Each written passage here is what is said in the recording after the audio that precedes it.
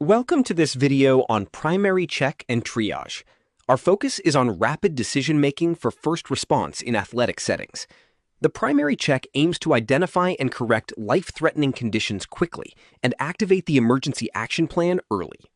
Our learning goals include prioritizing scene safety, using a consistent primary check sequence, activating the right resources, and applying basic triage logic when multiple patients are involved. Assessment begins before you even make contact with the patient. Take a moment to scan the scene, identify hazards, estimate the number of patients, and understand the mechanism of injury. Never let urgency pull you into an unsafe scene. Scene safety priorities include managing hazards and wearing appropriate personal protective equipment, or PPE. Observe the mechanism of injury for vital information. Remember to send someone for necessary resources, like the AED, and use clear, closed-loop communication for crowd control. The primary check sequence uses a structured approach to prevent missing life threats.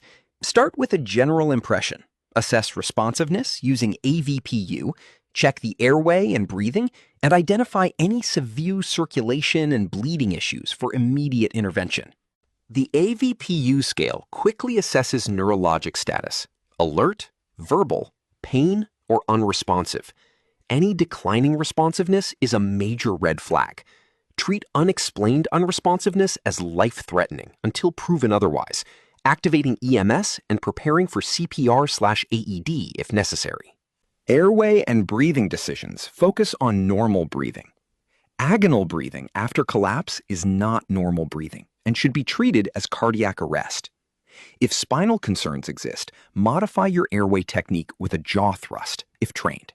Remember to monitor continuously.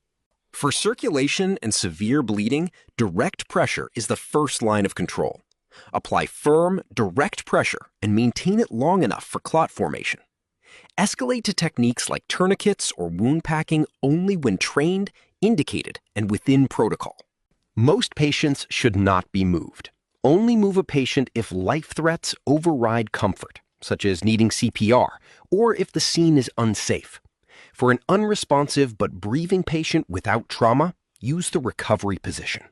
Always use a team approach for movement. The goal of the recovery position is to maintain an open airway and allow fluids to drain. It is indicated for an unresponsive patient who is breathing normally with no suspected spinal trauma.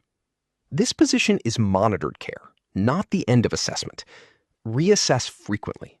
When there is more than one patient, triage organizes limited resources around who needs care first.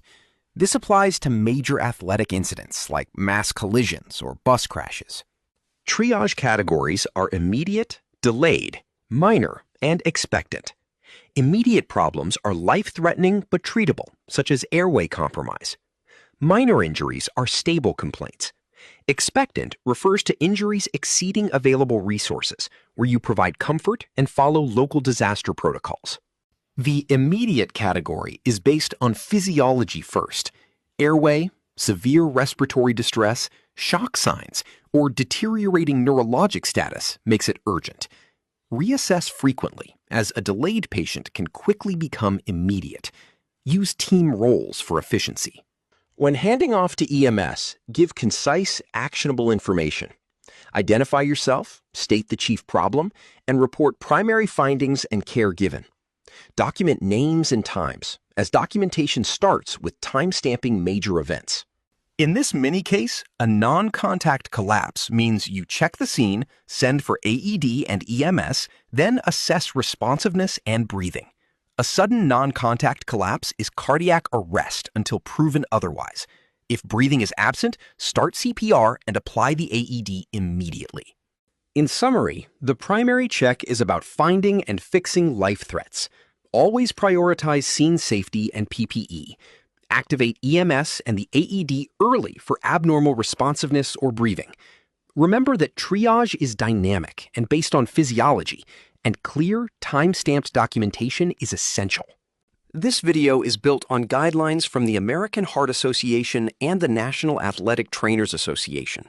Always consult and follow your local emergency action plans and medical direction for the most current and relevant protocols.